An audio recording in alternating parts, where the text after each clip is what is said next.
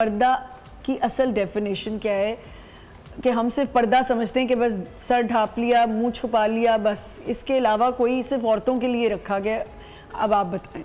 نحمد و نصلی علی رسول الکریم، اما بعد، بسم اللہ الرحمن الرحیم۔ شکریہ۔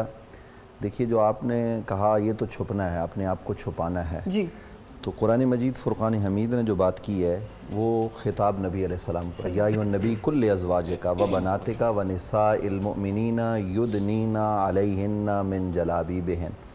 اے نبی صلی اللہ علیہ وسلم، آپ اپنی ازواج سے کہیے، یعنی پہلی بات اپنے گھر سے شروع کریں، پھر اس کے بعد اپنی بیٹیوں سے کہیں، اور پھر مومن عورتوں سے کہیں کہ وہ بڑی چادر لے لیں۔ تو بڑی چادر لینے، سر پر چادر لیں اس طریقے سے تاکہ ان کی ذالک ادنی ان یعرفن فلا یؤذین، کہ یہ ان کی پہچان ہو جائے اور تاکہ ان کو کوئی ایذا نہ دے۔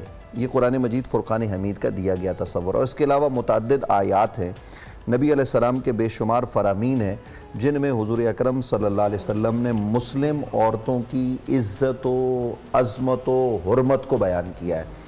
تو بنیادی طور پر اسلام جو ہے نا وہ صرف پردے کے ارد گرد نہیں گھومتا، چونکہ قرآن مجید فرقان حمید نے کہا کہ ادخلوا فی السلم کافہ، آپ داخل ہو جائیں پورے کے پورے اسلام میں۔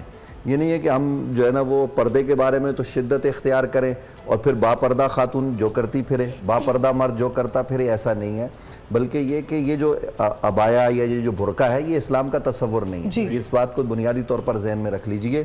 یہ ہٹلر نے کوئی اچھی چیز کوئی بھی دے تو اڈولف ہٹلر جو تھا اس نے یہ برقع دیا تھا۔ اسلام کا تصور یہ ہے کہ ایک ایسی چادر ہو جس چادر میں عورت کا جب وہ راستے میں چلے تو وہ اس طریقے سے اس کا گھونگھٹ بھی نکالے تاکہ وہ راستہ بھی دیکھ سکے، اور جو چیزیں ظاہر رکھنے کی ہیں جیسے ہاتھ ہے، چہرہ ہے، تو یہ ظاہر رکھنے میں کوئی کباط کی بات نہیں ہے۔ تو یہ اس کو ہمیں پیش نظر رکھنا ہے اور اپنے ارد گرد کے ماحول میں یہ دیکھنا ہے کہ ہمیں پردے کے نام پر بے پردگی نہیں کرنی۔ یہ جو پردے کے نام پر بے پردگی معاشرے میں آ گئی ہے، یہ بھی ایک المیہ ہے ہمارا۔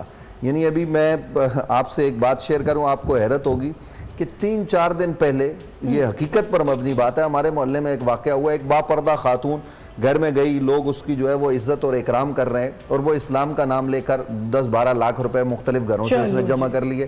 پھر اس کو پولیس میں بھی پکڑوا دیا گیا۔ یہ اپنا ہمارے بورڈ بیسن تھانے کی بات ہے۔ تو گزارش کرنے کا مقصد یہ ہے کہ آپ نے اس پردے کا استعمال کیسے کیا، تو یہ چیزیں اس پر ہمیں کنٹرول کرنا ہے، اور اسلام کو ہم نے پورا کا پورا پیش نظر رکھنا ہے۔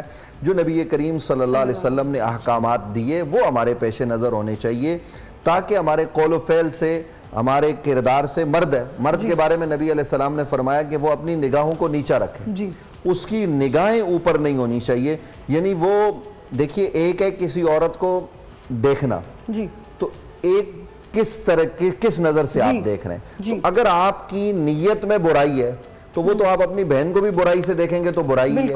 تو اس لیے ایک تو ہم نے اپنی سوچ کو پاکیزہ کرنا۔ اولاً آپ کی نیت اور سوچ جب پاکیزہ ہوگی نا، تو معاشرے میں، جب میں یہاں ایک حدیث سنا کے پھر اپنی بات کو تمام کرتا ہوں، دیگر جو حضرات ہیں وہ بھی گفتگو کریں یقیناً۔ نبی علیہ السلام کے پاس ایک شخص آئے اسلام قبول کرنے کے لیے۔ اب آپ دیکھیے کہ نبی علیہ السلام سے کہا میں اسلام قبول کروں گا، سارے کام کروں گا، لیکن آپ جن کاموں سے منع کرتے ہیں نا ان سے رکوں گا، ایک کام کی اجازت چاہوں گا۔ اور وہ ایک کام کیا؟ نبی علیہ السلام سے کہنے لگا مجھے بدکاری کی اجازت دیجیے۔ اب صحابہ کے ہاتھ تلواروں تک چلے گئے۔ اب آپ ذرا سوچئے کہ بارگاہ رسالت ہے، اور حضرت عمر اور دیگر صحابہ وہ کہنے لگے یا رسول اللہ اس نے تو بے ادبی کی۔ حضور نے فرمایا سوال مجھ سے کیا، جواب میں دوں گا، اعلیٰ مکانے کا، تم اپنی جگہ پہ بیٹھے رہو۔ حضور نے پوچھا ٹھیک ہے اسلام قبول کرو، تم یہ کام کرو گے، بتاؤ کرو گے کس سے؟ اپنی ماں سے۔ اس نے کہا دنیا کا کوئی بدبخت تصور نہیں کر سکتا، بہن سے، خالہ سے، پھوپھی سے، بیٹی سے، بھتیجی سے، یعنی یہ وہ مقدس رشتے ہیں کہ ان کے حوالے سے تو کوئی تصور نہیں کیا جا سکتا۔ دیگر مذاہب میں اور اسلام میں تو بالکل نہیں ہے۔ تو وہ ہر رشتے کے جواب میں کہتا رہا یا رسول اللہ تصور بھی نہیں کیا جا سکتا۔ تو حضور نے فرمایا جب اسلام قبول کر کے معاشرے میں جاؤ گے نا، نگاہ اٹھا کے کسی عورت کو دیکھو گے، وہ کسی نہ کسی رشتے سے تمہاری ماں لگتی ہوگی، بہن لگتی ہوگی، پھوپھی لگتی ہوگی، خالہ لگتی ہوگی۔ حضور یہ الفاظ کہہ رہے تھے، ان کا اثر یہ تھا کہ وہ قدموں میں گر کے مسلمان ہو رہا تھا۔ حضرت عثمان کے زمانے میں اس شخص کا انتقال ہوا، صحابہ کہتے ہیں پھر اس نے کبھی نگاہ اٹھا کے غیر محرم کو نہیں دیکھا، کہ یعنی وہ نیچے چلتے جاتے تھے، لوگ کہتے تھے کہ یہ کہیں گر جائیں گے۔ تو یہ نبی علیہ السلام کی تعلیمات کا اثر ہے۔ دیکھیے عورتوں کے ساتھ بات چیت کرنا یہ منع نہیں ہے۔ سیدہ ام المومنین حضرت عائشہ صدیقہ وہ مردوں کے سوالات کے جواب دیا کرتی تھی. لیکن ایک پردے میں رہ کر, ایک طریقے میں رہ کر اگر ہم اس نظام کو قائم کریں گے, اور پھر میں وہی بات کروں گا ادخلوا فی السلم کافہ, صرف پردے کی حد تک شدت پسند نہیں بننا, ہم نے اپنی پوری حیات کو اسلام کے مطابق گزارنا ہے.